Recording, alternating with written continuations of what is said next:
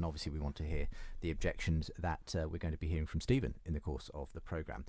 So probably good moment to lay out, just if you can, reasonably briefly, Blake, where you stand on this argument, whether you kind of agree more or less with the way it's presented in that piece I played, or whether you'd have any differences to say in the way that you would present it.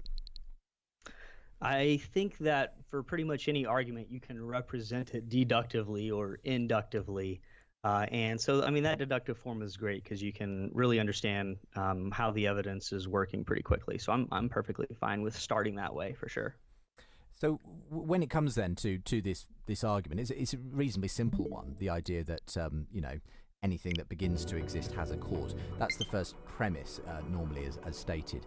Do you want to talk to that, the first and second premise, and why you find that the conclusion that God exists, it makes sense on the back of that?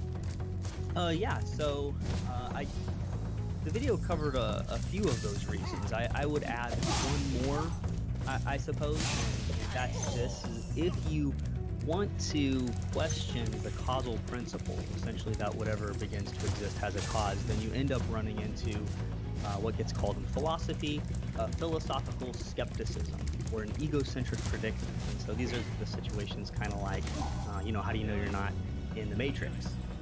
And when your philosophy runs into additional of these that it wasn't required, that's a problem. What are you doing? And well, how does that relate to the causal principle? Well, if you question the causal principle, then suddenly you face this challenge that perhaps your phenomenological state right now, your mental state, or your brain state, if you want to be really physicalist about it, just occurred for no reason whatsoever. And of course, this is a really bad situation to be in. And because you're saying that there's no cause whatsoever, you're essentially saying that there's no laws behind it or objective probabilities behind it. You can't even say it's improbable that you're in this situation. So this is an argument from Kuhns and Alexander Proust that I think is really effective. As for why it's evidence for God, just very briefly, I mean, if space, time, and matter began to exist, then the cause of those things obviously can't depend on those three things. That's going to require self-causation. So the cause is spaceless, timeless, and immaterial, and moreover, it's going to have both the ability and disposition to cause space, time, and matter to exist. And kind of like the video alluded to, this sounds very suspiciously like God and functions as a powerfully fulfilled theistic prediction. And if you contrast that with atheism, it's uniquely awkward for them. Very surprising. I've been trying to cooperate and you won't let me. Chris. What? Hey, come here. You what? Come here. You just trying to kill me already. Chris, stop. See him? I'm willing to save you from this. I'm a good friend. Okay, let's go. Let's do this together. You ready? Julian. Chris, are you trying to trap me up there? No, get up here. You freak. Julian, you need to direct us. Go left. Seal. Oh, you got scared. Julian, Now go down. let me up, you fucking cunt.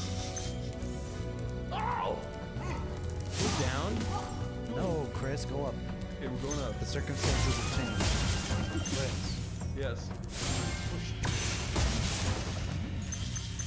Julian, Keep going. You think Ding Dong is being a little mean? He's a little nasty. I'll save you. Alright. Oh no. You did not say. It doesn't kill you. It's fine. Killed. It doesn't kill you. Well, Oh. keep I going. didn't. You're right. I didn't die. I told you. You don't believe? Maybe sometimes you do tell the truth. Maybe it's all the times. Whoa. Oh, That was you, not me. Let it be known. Chris. Okay. What? I thought you were gonna get hit by the icicle. Alright. It looks